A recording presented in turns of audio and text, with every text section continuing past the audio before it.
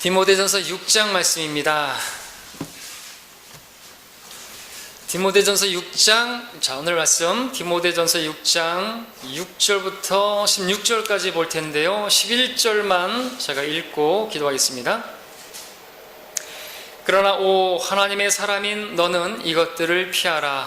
그리고 의와 경건과 믿음과 사랑과 인내와 온유를 추구하라. 기도하겠습니다. 자, 오늘 말씀의 제목은 하나님의 사람이 사는 법입니다. 하나님의 사람이 사는 법.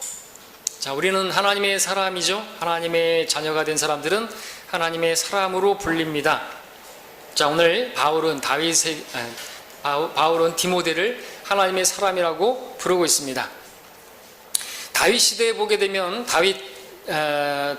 다윗을 보면은 다윗은 하나님의 마음에 맞는 사람이었습니다.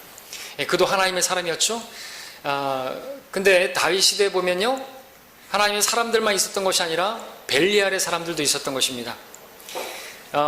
나발이라는 사람이 있었죠. 나발, 야비하고 아주 악한 일만 행하는 그 이름처럼 정말 미련하고 어리석은 그런 사람이었습니다. 벨리알의 사람, 벨리알은 마귀의 다른 이름이기도 한데요, 하나님의 사람과 벨리알의 사람, 다시 말해서 벨리알의 자식이 함께 살고 있었던 것이죠. 자, 우리는 다 하나님의 사람들이기를 원합니다. 자, 이렇게 말씀드리는 것은 구원받았다고 해서 하나님의 자녀가 되었다고 다 하나님의 사람으로 불리우는 것은 아니라는 것입니다. 다윗 시대에 다윗 하나님의 마음에 맞는 하나님의 사람이었다 그랬는데, 또 벨리알의 사람도 있었다고 했는데, 그 벨리알의 사람 나발뿐만 아니라 다윗과 함께 그 어려운 중에 함께 싸우고 했던 용사들 중에도 벨리알의 사람들이 있었습니다. 그래서 성경은 그 싸움을 싸우고 돌아왔을 때 그 벨리알의 사람들이 함께 싸우러 가지 않은 그들과 우리가 나눌 몫이 없다고, 그냥 그들은 돌아가게 하라고 했던 그 사람들을 벨리알의 사람들이라고 또 말하고 있는 것이죠. 다윗과 함께한 그 용사들 중에도 그런 무리가 있었던 것이죠. 그래서 우리가 하나님의 자녀가 되었다고 해서 우리가 다 하나님의 사람은 아닌 것입니다. 하나님의 사람으로 살지 않는다면, 우리도 역시나 벨리알의 사람들, 하나님께서 보시기에 신분은 하나님의 자녀인데 벨리알의 사람처럼 살아가는 그런 삶의 방식을 가질 수가 있다는 것이죠.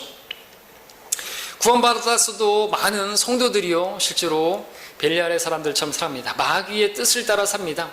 자기의 정욕을 위해서 살고요, 마귀의 종처럼 하나님의 원수로, 또 십자가의 원수로 행하는 많은 사람들이 또 있는 것이죠. 누구든지 정복을 당하면요, 그는 정복한 자의 종이 된다고 말씀하고 있습니다. 우리는 이 자리에 모이는 여러분 모두는 다 하나님의 사람들이기를 바랍니다. 그렇다면, 그렇게 불리기를 원한다면 하나님의 사람이 사는 법을 알아야 되겠죠. 하나님의 사람이 사는 법을 오늘 알기를 원합니다. 본문을 통해서 쭉 살펴보면서 하나님의 사람은 어떻게 사는 것인가. 먼저 답부터 말씀드리면, 하나님의 사람은요, 만족하는 사람입니다. 매사에 만족하는 것이죠. 만족할 줄 아는 사람이 하나님의 사람이다 말씀드릴 수 있습니다. 본문 문맥은 그것을 보여주고 있습니다. 물론 여기서 만족은 모든 것이 풍족하기 때문에 만족하는 그런 만족이 아니라, 정말 많은 부분에 있어서 부족함이 있다 할지라도 그 가운데서도 만족할 줄 아는 그 만족을 말하는 것입니다. 모든 것이 만족할 만한 풍성한 가운데서 만족하는 것은 이방인들도, 믿지 않는 사람들도, 벨리알의 사람들도 만족할 수가 있기 때문에 그렇죠. 물론 벨리알의 사람들은 그 가운데서 만족하지 않고 더 얻고자 추구하는 것이 그들의 삶의 특징이기도 하지만 말입니다. 우리는 어떤 형태이든, 여러분들이 물질이 있든 없든 간에 우리는 만족할 줄 아는 그런 사람이 되어야 하는 거죠. 우리 6절을 보십시오. 6장 6절을 보시면, 그러나 만족할 줄 아는 경건은 큰 이익이 되느니라 말씀하고 있습니다. 만족할 줄 아는 것이 경건이라는 것이에요. 그러니까 만족할 줄 아는 사람은요, 경건한 삶을 살 수가 있습니다. 그리고 그 경건한 삶을 사는 그 경건이 있으면요, 그건 큰 이익이 있는 것이죠. 어떤 큰 이익이 있는 것인가? 우리 4장 7절을 볼까요? 4장 7절, 디모데전서 4장 7절, 8절을 읽으면 불경스럽고 늙은 부녀자들의 꾸며낸 이야기들을 버리고 오히려 경건에 이르도록 내 자신을 훈련하라. 몸의 훈련은 유익이 적지만 경건은 모든 일에 유익하며 현재와 미래의 생명의 약속을 소유하게 하느니라 그랬습니다. 예, 경건. 자, 우리 몸의 훈련은, 우리가 육신의 몸을 입고 있는 동안 몸의 훈련은 유익이 적지만 이 땅에 있는 동안은 그래도 유익하죠. 그렇기 때문에 여러분들은 몸의 훈련을 해야 되는 거죠. 그래서 운동도 하셔야 되는 거죠. 그래서 저도 운동을 통해서 많은 유익을 얻고 있는 것이 사실입니다. 그런데 경건은 이 땅에서 뿐만 아니라 미래의, 현재와 미래의 생명의 약속을, 풍성한 것들을 얻게 하기 때문에 몸의 훈련보다 경건이 더 유익이 많다는 것이죠. 그리고 오늘 6장에서는 바로 그 경건은 만족할 줄 아는 것이라고 말하고 있습니다. 만족할 줄 아는 그 경건이 아주 큰 이익이 된다 그랬죠. 많은 성도들이 정말 경건하게 살고 싶다고 말을 합니다. 경건하게 살고 싶은데 어떻게 해야 되는지 모르는 경우도 있습니다. 여기에 답이 있습니다. 경건하게 살고자 하십니까? 그렇다면 만족하시기 바랍니다. 현재 가진 것들로 만족하는 그 법을 배우셔야 하는 것이죠. 왜 이런 줄 아십니까? 만족할 줄 모르게 되면 당연히 뭐가 나오는데요? 만족할 줄 모르면 뭐가 나오죠? 불평이 나오죠.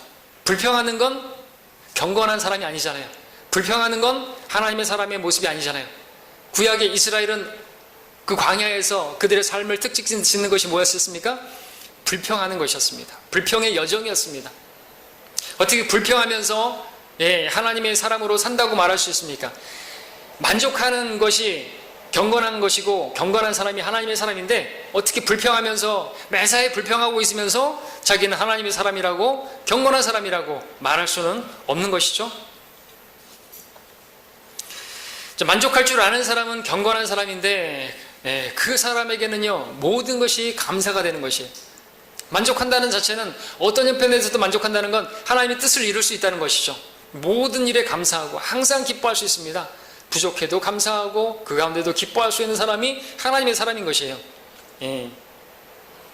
반대로 만족할 줄 모르는 사람은 감사할 줄 모르고요, 감사할 줄 모르는 사람은 그 감사할 줄 모르는 것에 끝나는 게 아니라 자연스럽게 원망, 불평, 염려로 인생을 살아가는 것입니다. 이런 삶이 어떻게 경건한 삶이라고 말할 수 있고 하나님의 사람이라고 말할 수가 있겠습니까? 그리고 이렇게 만족할 줄 모르게 되면요 거기서부터 이제 불만족이 바로 또 다른 죄들을 잉태케 만듭니다. 죄를 만들어내는 것이에요. 불만족에서부터 죄가 시작되는 것입니다. 그렇기 때문에 우리 하나님의 사람들은 경건에 이르도록 훈련해야 되는데 현재 가진 것들로 만족해야 하는 것입니다. 만족할 때 큰 이익이 있기 때문에 그렇습니다.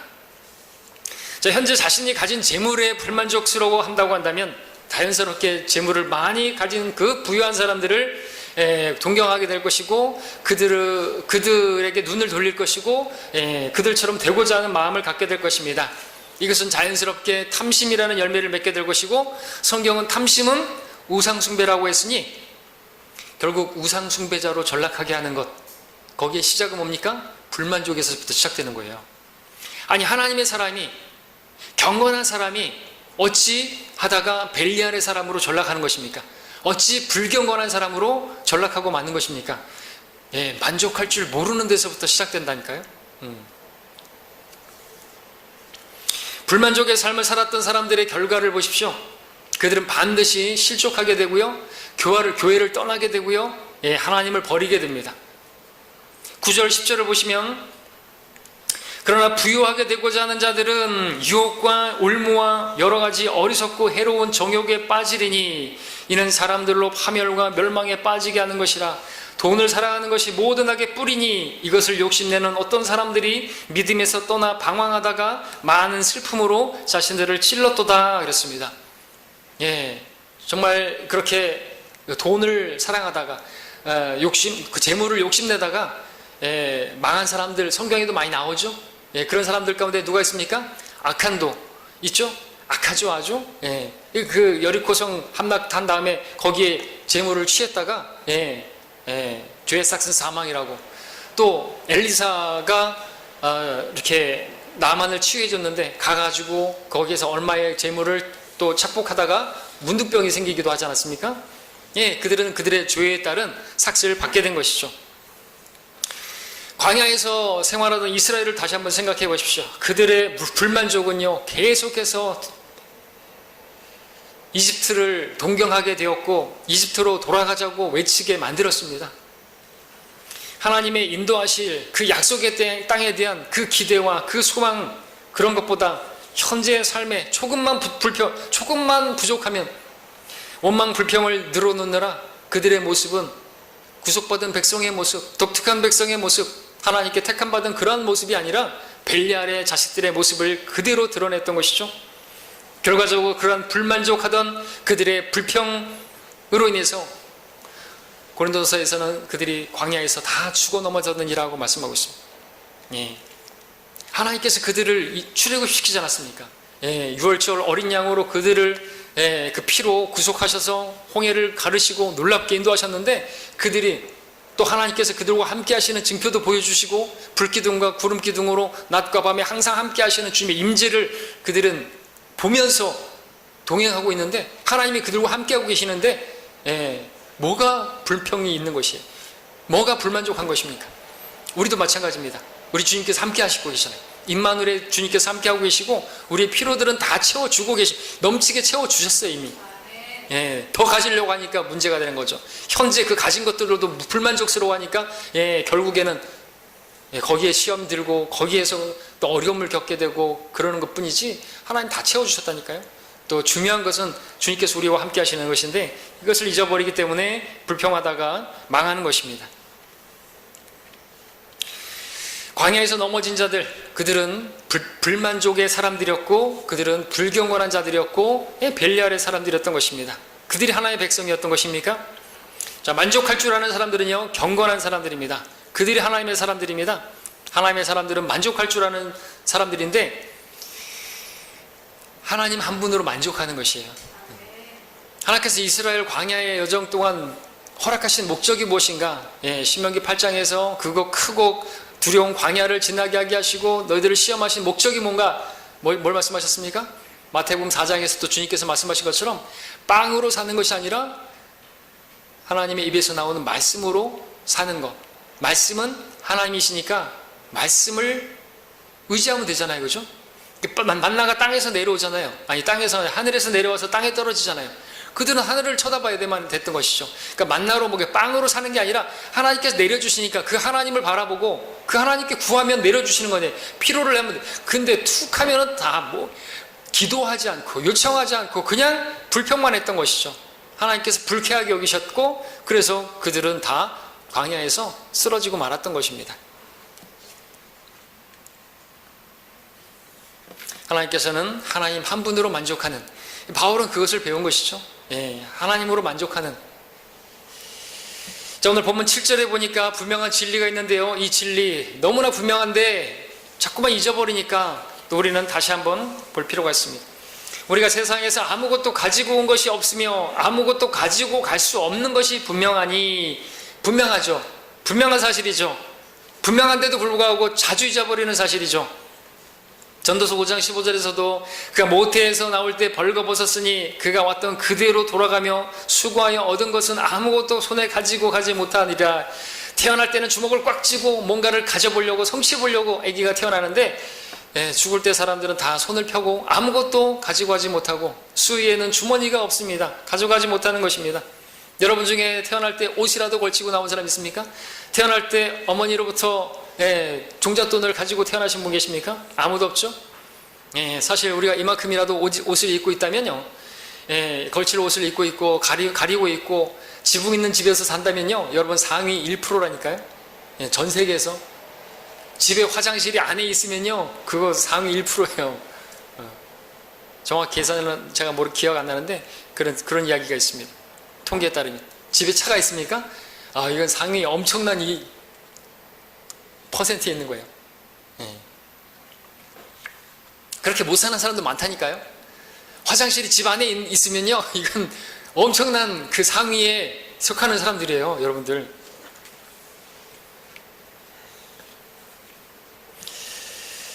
자, 본문 8절에 보시면 또 우리에게 먹을 것과 입을 것이 있으면 이것들로 만족할 것이니라 말씀하고 있습니다. 먹을 것과 입을 것만 있으면 만족하라고 했습니다. 만족하십니까? 네.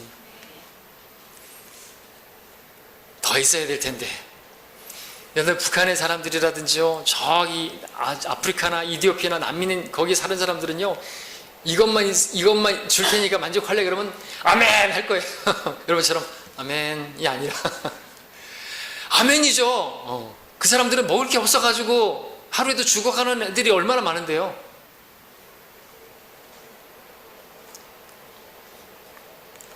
가장 기본적인 것은 주님께서는 우리의 원함을 채워주시는 게 아니라 필요를 채워주신다고 성경 말하고 있어요. 항상 여러분들 한 번도 우리의 원하는 것을, 우리의 원함은요 무한되기 때문에, 인간의 타락한 이 성품은 아직도 우리 옛사람은요 그렇기 때문에 만족할 줄 몰라요. 우리 속사람으로 살아야지 겉사람으로 살면요 하나님께서 채워줄 수가 없어요. 그건 하나님도 못하는 것이에요. 필요를 채워주신다고 말씀하셨죠. 필요를 하나님께서 우리에게 먹을 것과 입을 것과 마실 것은요 염려하지 않게 해주신다 그랬습니다. 신약 성경에 보십시오. 그것들을 기도하라고 말씀하신 적 없어요. 일용할 양식을 주옵시고, 이것은 대환란 때 이스라엘이 할 기도고요. 바울은요 자신의 그 필요, 자신의 그 육신의 그 필요를 위해서 기도한 적 없어요. 한 번 있죠. 병을 고쳐달라고. 근데 그것마저도 응답이 안 됐네요. 의미 있죠. 우리는 서로를 위해서 중보와 기도할 뿐이지만 우리는 하나님의 나라를 구하고 하나님의 의를 구할 뿐입니다. 하나님의 영광을 위해서 구하면요 우리가 필요로 하는 것들은 자동으로 그냥 옵션으로 보너스로 채워준다고 말씀하고 계시는 것이죠. 염려하지 말고 하나님의 나라를 구하라. 그러면 너희가 먹을 것, 입을 것은 하나님께서 채워주신다고 말씀하셨다는 말이죠. 하나님의 사람은요 하나님의 나라를 구해야 하는 것입니다. 먹을 거, 입을 거, 마실 거 염려하지 말라고 말씀하셨습니다.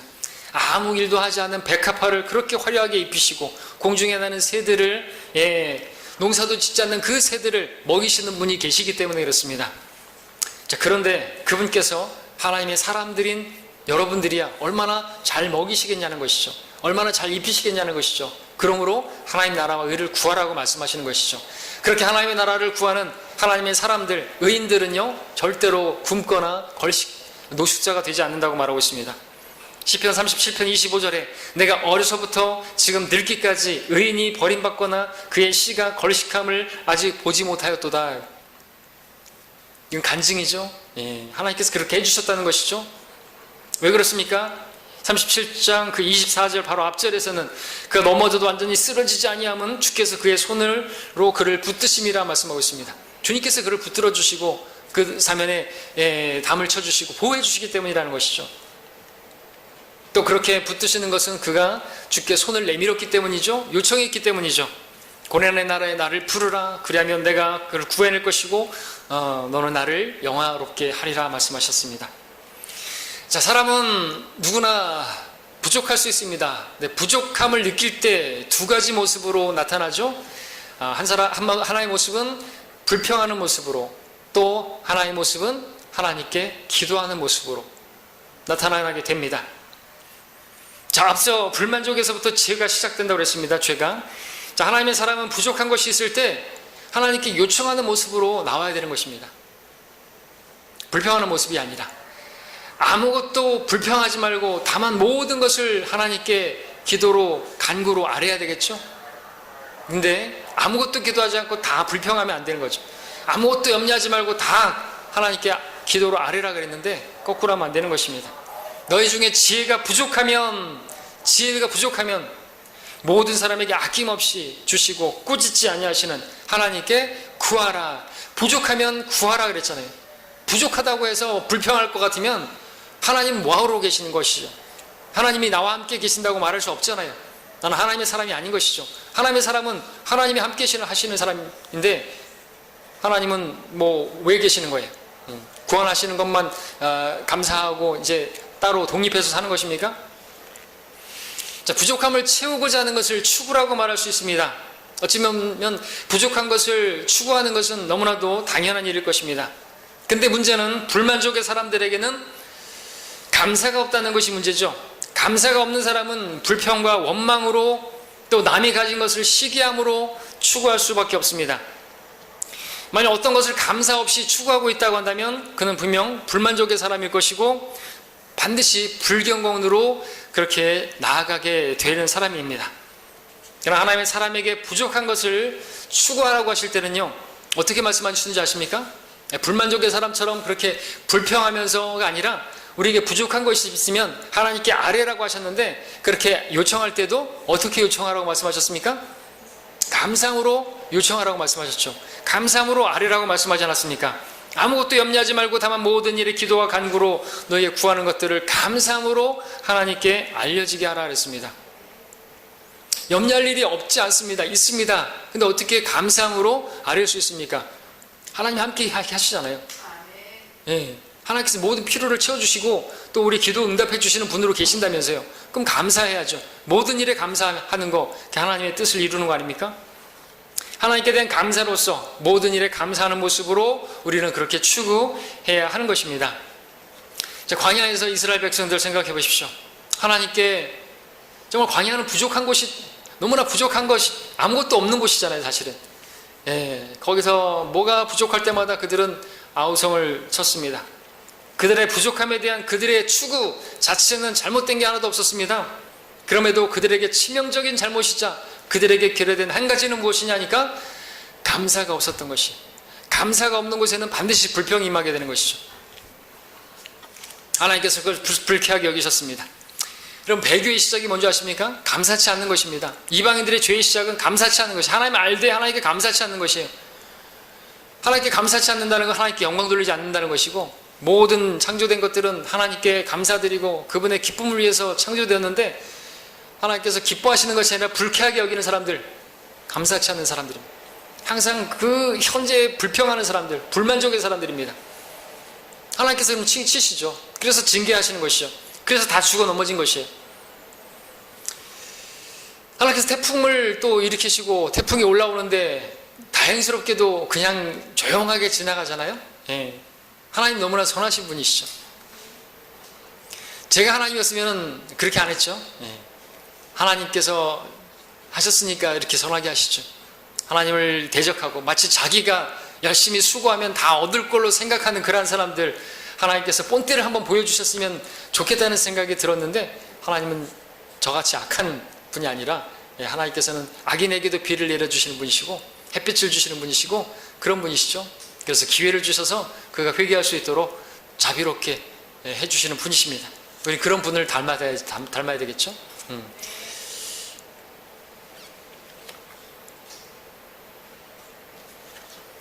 자, 광야에서 물이 없었을 때 이스라엘 백성들 자주 있었죠? 그런 경우가. 예. 이스라엘 백성들은 그때 사실 물을 추구하느냐 하나님을 추구하느냐, 그 시험이었어요. 사실은 하나님께서 부족한 것을 허락하시는 것은 그래서 하나님께서 그들을 시험하시는 것인데, 뭘 추구하느냐 이거죠. 설령 물이 없다 할지라도 하나님의 임재의 상징이었던 구름 기둥과 불 기둥을 바라보면서, 즉 하나님의 함께 하심을 바라보면서 감사하면서 감사함으로 하나님께 아뢰 수가 있었지 않습니까? 하나님이 함께하고 계시니까. 낮에는 구름 기둥으로 시원하게 해주시고 밤에는 추울까 불 기둥으로 덮어주시고 얼마나 잘 보호해주고 계시는데요. 신발도 닳지 않고 있고 옷도 닳지 않았어요. 먹을 것과 입을 것을 다 채워주시고 신발이 닳지 않아요. 40년 동안 신발이 안 닳았다니까요. 여러분들 신발 몇 켤레 사셨어요? 지금까지? 40세를 사시면서? 수십 켤레 신으셨죠? 그것도 닳아서 없어지는 것도 있겠지만 뭘 또 신을까? 신상 나왔대. 그러고 신죠. 어떤 것을 신을까? 자, 그들은 당장 물이 없다고 불평하기 시작했고 불만족을 토로해냈습니다. 그들이 그 일이 불경건에 빠지게 만들었고, 결국 하나님께서 징계하실 수밖에 없는 지경에 놓이게 되었던 것이죠. 자, 부족함을 채우려고 하는 인간의 시도에는요, 끝이 없다는 것을 우리가 알아야 되는 것입니다. 말씀드렸던 것처럼 인간의 그 마음은요, 마치 스스로 팽창하는, 확장하는 지옥처럼 채워지지 않는 것입니다. 솔로몬이 노래했지 않습니까? 그것은 증식으로 만족하지, 눈으로 보는 것으로 만족하지 못하고 증식으로 만족하지, 은으로도 금으로도 어떤 것으로도 만족하지 못하더라고 자기가 경험해보고 이야기하지 않습니까? 그러니까 우리가 그런 것들을, 물질적인 것들을 추구해서 만족을 얻을 거라고는 생각하지 말아야 되는 것이죠. 우리는 그걸 배워야 되는 것입니다. 우리는 그런 물질로, 빵으로 만족하는 사람들이 아니라 우리는 하나님의 말씀으로, 곧 하나님 한 분으로 만족할 줄 아는 우리가 되어야 하는 것이죠. 타락한 인간의 욕망은 스스로 확장하는 지옥처럼 그렇게 내려가기 때문에 결국 부족함을 채우려고 하는 그 시도는요, 채워지면 채워지는 것으로 끝나는 게 아니라 계속해서 이제는 이것만 있으면 만족하기 없어요. 그런 거 반드시 부유함으로 나가는 거예요. 더 부유해지고 싶고 부자가 되고 싶고 그렇게 나가는 거죠. 탐심으로 나가는 것이죠. 본문 9절을 보시게 되면, 그래서 부유하게 되고자 하는 자는 파멸과 멸망에 빠지게 되고 유혹과 올무와 여러 가지 어리석고 해로운 정욕에 빠지게 되고, 그렇게 말하고 있습니다. 여러분들이 물질을 추구할 것인가, 아니면 물질을 주시는 하나님을 추구할 것인가, 반드시 정해야 되는 것입니다.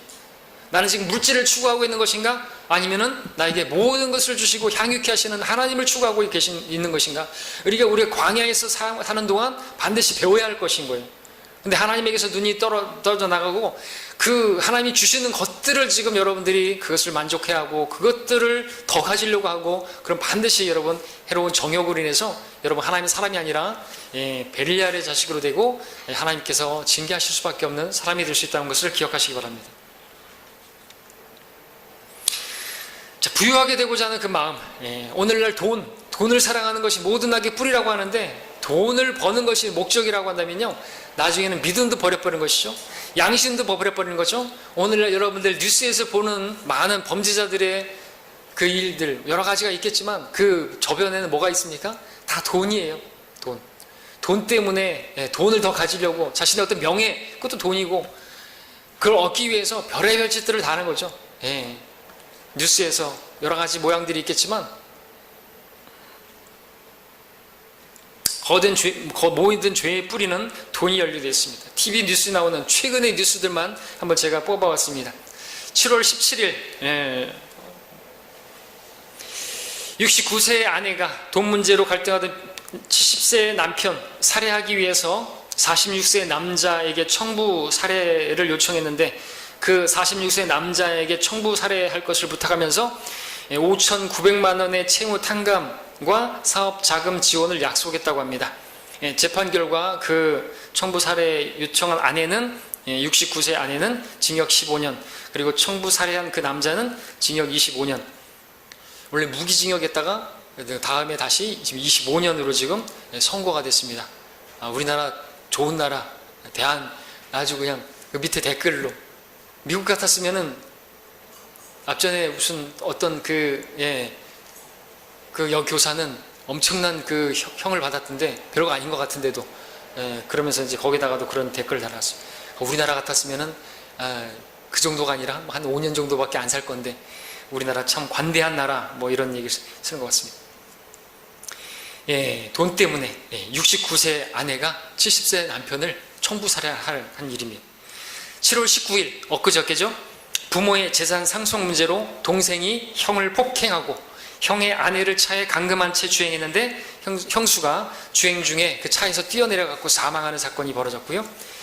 6월 6일 54세 최모 씨가 친구와의 채무관계로 싸우던 중에 현장에 있던 흉기로 찔러서 살인 미수로 체포되기도 했고, 6월 10일에 집 주인과 돈 문제로 다투다가 둔기에 휘두른 60대가 징역 3년을 선고받은 일이 있었고, 또 기사 제목 돈 문제로 다투어 70대 얼굴에 기름 뿌리고 불 붙인 40대 중형 선고 등등, 또 재산 문제, 뭐 이런 문제, 금전 문제, 이렇게 키워드 치니까 영화 배우 김혜수 금전 문제로 어머니와 관계 끊고 산지 오래돼, 이런 것들도 있고요.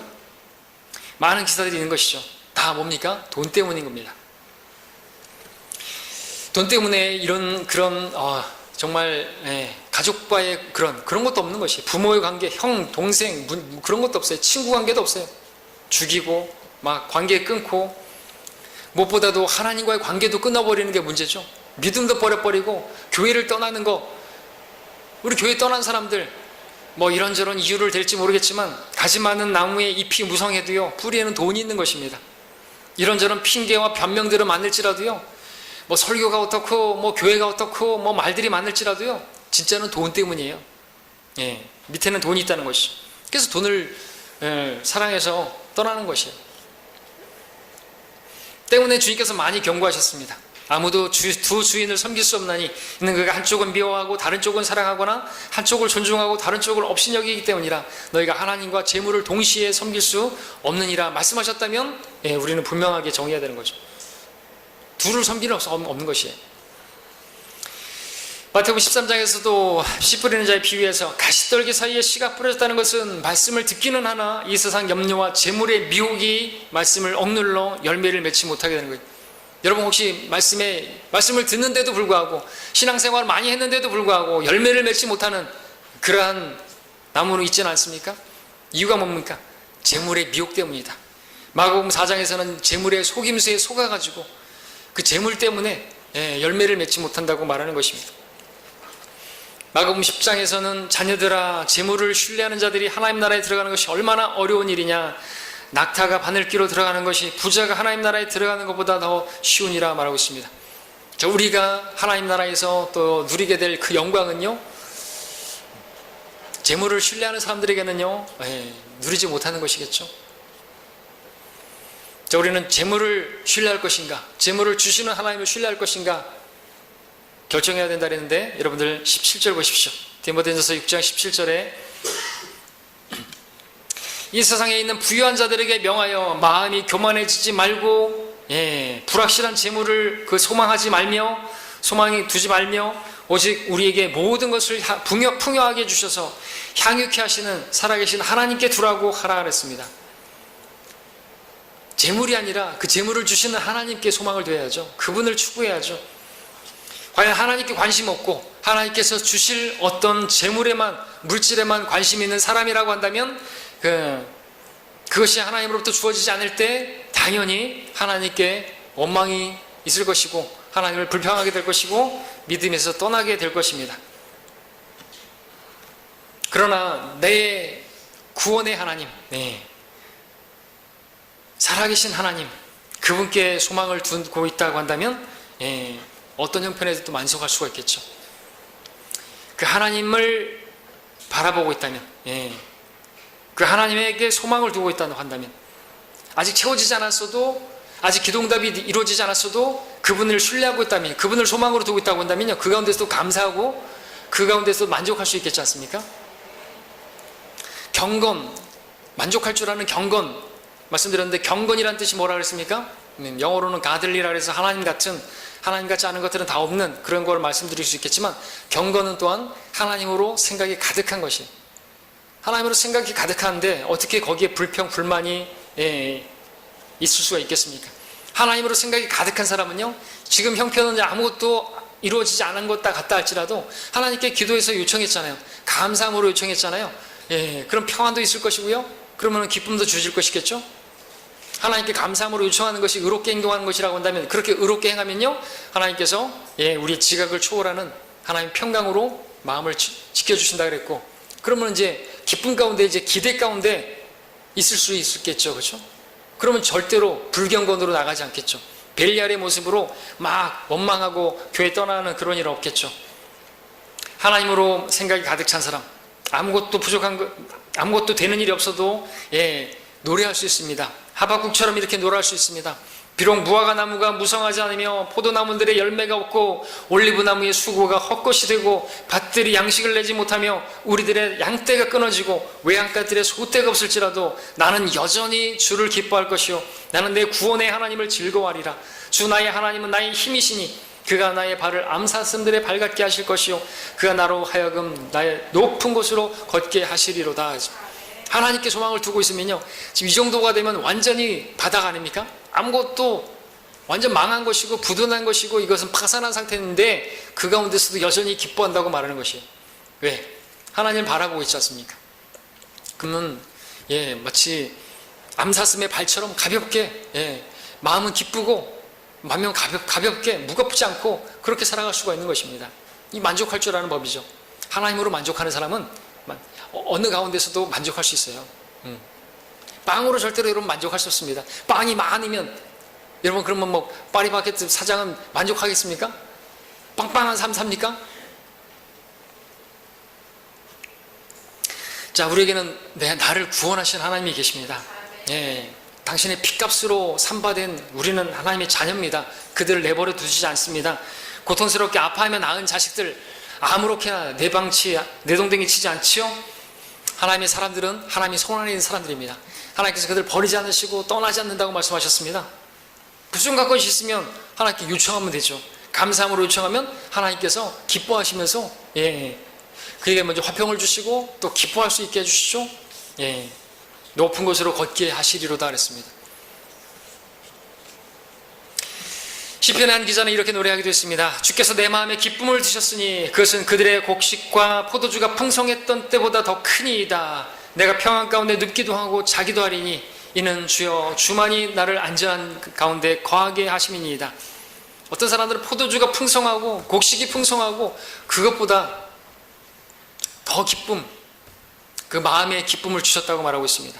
그들의 곡식, 포도주가 풍성했던 것보다 그런 것이 있으면은 뭐 잠도 잘 잡니까? 오히려 잠 못 자죠? 근데 이 사람은 평안 가운데 눕기도 하고 자기도 하리니 그랬습니다. 주만이 나를 안전한 가운데. 이 세상에 근데 이 곡식과 포도주가 많은 사람들 어떻습니까? 오히려 잠 못 자지 않습니까? 그것 때문에 자신의 그 재물을 잃어버릴까봐. 소유가 적어도 주를 두려워하는 것이 큰 재물로 인하여 고뇌하는 것보다 나으니라. 노동자의 잠은 그가 적게 먹든지 많이 먹든지 간에 달지만 부자의 풍부함은 그로 인하여 자지 못하게 하느니라. 그 부 때문에, 넘치는 그 곡식과 포도주 때문에 잠을 못 자는 것이죠. 근데 이 시편 기자는 주님께서 기쁨을 주셨어요. 평안도 주셨어요. 그러니까 잠도 잘 자요. 이게 진짜 복 아닙니까? 이거 있으면 만족하는 거 아닙니까? 아무리 많으면 뭐 할 거예요? 너무 많아가지고 이거 또 뭐 할까 해서 집에다가 막 도난 경보기 달고 CC 카메라 달고 또 뭐 또 하고 그거 하는데 또 돈이 많이 들어가고 경호원을 붙이고 경호원이 집에 막 돌아다니고 그러면 여러분들 좋습니까? 예? 저는 그거 안 좋을 것 같아요. 경호원들이 막 집에서 돌아다니고 그러면 자유가 없을 거 아니에요. 이게 무슨 교도소나 다름없죠. 그럼 안전한 게 아니라 오히려 저 경호원들이 혹시 나를 쳐다보고 있지 않을까, 사생활 침해 그런 것들도 다 있을 수 있고 뭐 자유로운 게 없지 않습니까? 그게 뭘 자유예요 그게. 자, 부도 아니고 재물도 아니고 권세도 아니고 먹고 마시는 것도 아니고 오직 주님께서 나를 안전하게 거하시게 하시는 분이심을 고백한다면 그는 진정 만족할 줄 아는 사람이고 경건한 사람이고 그 사람이 하나님의 사람인 것입니다. 바울은 빌립보서 4장에서 말합니다. 내가 궁핍함으로 말하는 것이 아니니, 궁핍한 것은 사실인데 이는 내가 어떤 처지에서도 스스로 만족하는 법을 배웠기 때문이라 그랬습니다. 그는 그리스도를 알았기 때문에 그렇죠. 그리스도로 만족할 수 있는 모든 것, 능력 주시는 그리스도를 통해서 만족하는 법부터 배운 것이죠. 주님이 함께 하시는데 뭐가 감옥에서도 감사한 것이, 기뻐할 수가 있는 것이죠. 자, 이제 하나님의 사람이 만족해야 할 것과 이제 부족함을 느껴야 할 것에 대해서 말씀을 한번 드리고 가겠습니다. 자, 먼저 만족해야 할 것을 대해서 말씀드리겠습니다. 자, 하나님의 사람으로서 이제 충분하다, 그 정도면 됐다라고 말할 만한 일이 뭐가 있을까? 그건 물론 말씀드렸던 것처럼 뭐 부, 명예, 권세, 재물 이런 것들, 그것은 현재 여러분들이 가진 것들로 만족하시고요. 또 그런 것들을 추구하지 마시고 그런 것들을 피하시고요. 우리 젊은이 정욕도 피하는 것은 피하시고요. 진짜 우리가 만족해야 할 게 있다고 한다면 이것이 또 있습니다. 지난날에 우리가 벨리알의 자식으로 살았던 그 삶에 대해서는 만족할 줄 알아야 되는 거죠. 그가 육체 안에서 자기 남은 때를 더 이상 사람의 정욕에 따라 살지 아니하고 하나님의 뜻에 따라 살게 하려 함이라. 우리가 음란과 정욕과 술취함과 방탕과 연락과 혐오스러운 우상 숭배를 행하여 이방인들의 뜻을 행한 것은 지난날의 생활로 충분하도다 그랬습니다. 이 부분에 대해서는 우리도 만족한다고 말을 해야 되는 거죠. 충분했다. 이제는 그거는 이제 충분하다고 말을 해야 되는 것이죠. 근데 그렇게 살았던 이방인들의 그 벨리알에 살았던 삶에 대해서 아직도 부족하다고 생각하고 여전히 그때의 향락과 어떤 부와 어떤 그런 연락을 또 어떤 그 쾌락을 추구한다고 한다면 그 사람이 무슨 하나님의 사람입니까? 그런 것을 누리려고 하는 사람이 무슨 경건한 사람입니까?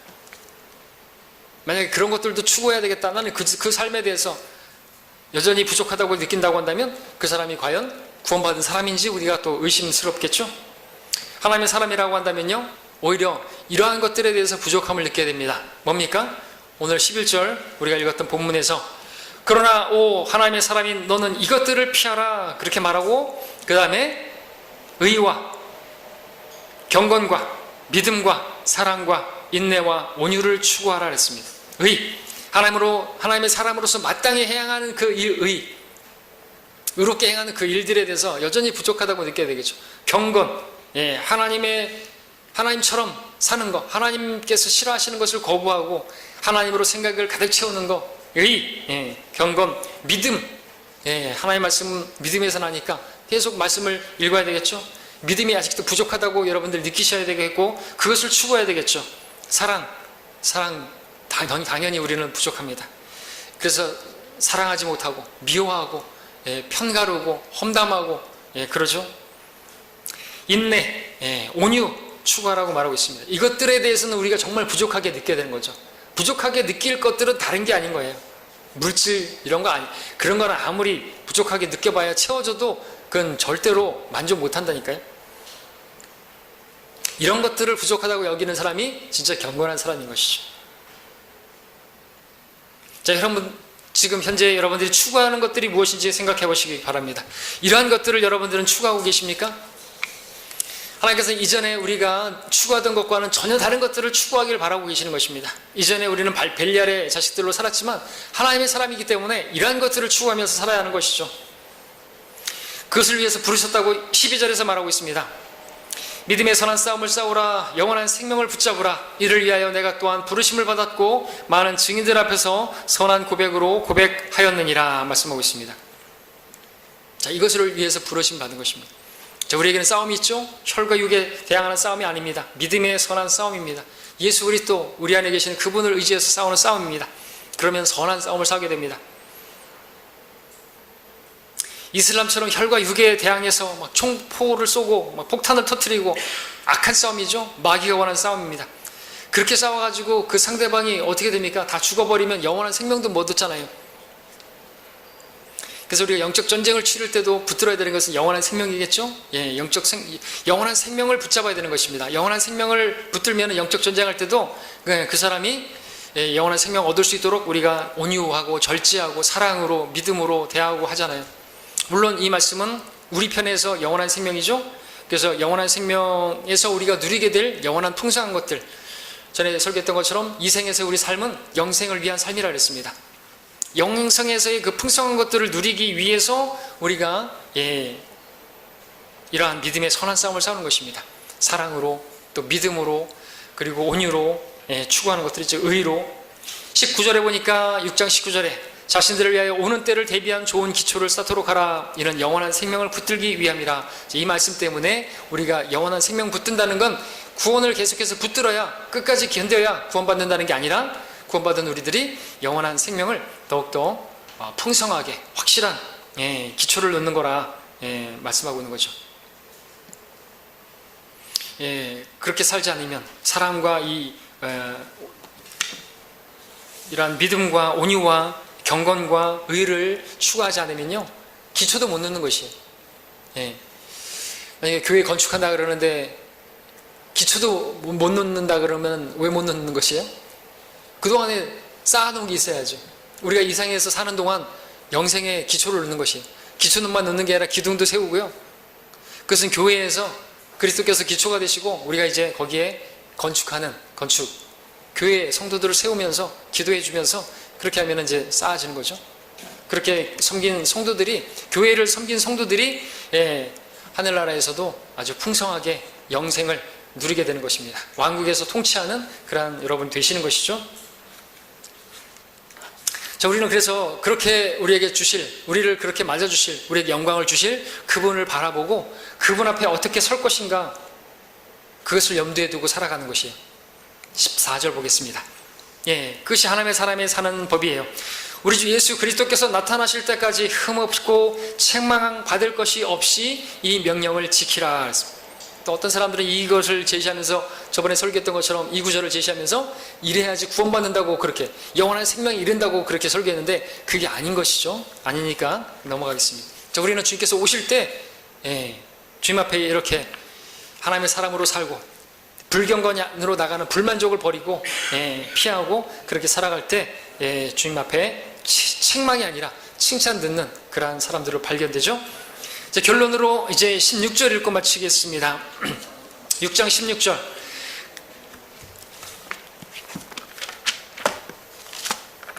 오직 그분만이 불멸하시며 어떤 사람도 접근할 수 없는 빛 가운데 거하시며 어떤 사람도 보지 못하였고 또 볼 수도 없는 분이시니 그분께 영원한 존귀와 능력이 있기를 원하노라. 아멘. 말씀하겠습니다. 그분만이 불멸하시다라는 말씀을 한번 잘 묵상해 보시기 바랍니다. 세상의 모든 것들은 다 불태워 없어질 것입니다. 또 죽으면 죽음으로 모든 걸 다 잃어버리게 됩니다. 그런데 그분만이 불멸하시다 말씀하고 있습니다. 우리가 하나님의 뜻을 행한 사람들은 결코 이 세상과 세상에 있는 것들 다 사라지지만 하나님의 뜻을 행한 사람들은 영원히 남다 그랬습니다. 하나님의 뜻을 행한 것만 남게 되는 것입니다. 영원하신 그 하나님께서 그것들을 또 보상해 주시는 것이죠. 하나님이 계시다. 살아계신 하나님이 계시다. 그래서 바울은 지금 이 마지막 말로 뭘 말하고 있는 것입니까? 우리에게 하나님 한 분이 계신다 이거죠. 불멸하시는 분이 계시다 이거죠. 영원한 존귀와 찬송과 영광을 받으시기에 합당하신 하나님이 계신다 말하고 있는 것입니다. 자, 그러한 분이 계시고 나와 함께 하시는데도 불구하고 감사하지 못하고 계십니까? 그렇다고 한다면 그 부분에 대해서 여러분들 자백하시기를 바랍니다. 하나님 한 분으로 만족하는 그러지 못했다고 하는 것. 주는 나의 목자시니 내게 부족한 것이 없다고 말을 하지 않습니까? 근데 주님이 내게 계시는데 왜 부족하다고 말합니까? 우리는 만일 그렇게 살았다고 한다면 하나님으로 살아지 못했던 그 이유가 무엇인지를 발견하시고 그 부분에 대해서 자백해야 되는 것이죠. 여러분 불만이 있고 여러분 짜증이 있고 그런 삶을 사셨다면 만족하고 기뻐하며 감사하는 삶을 살지 못했다고 한다면 평안하고 기쁨을 누리지 못했다고 한다면 여러분들 그거를 자백하셔야 되는 것이죠. 하나님의 뜻은 감사하는 것이고 하나님의 뜻은 기뻐하는 것이기 때문에 그렇습니다. 그리고 하나님의 뜻은 부족하면 쉬지 말고 기도하라고 하셨기 때문에 그렇습니다. 그것을 이루지 못한 것, 그렇게 행하지 않은 것에 대해서 우리는 자백해야 되는 거죠. 하나님이 계신데 그러지 않은 우리 자신을 자백하는 시간을 가지시기 바랍니다. 잠시 기도하겠습니다.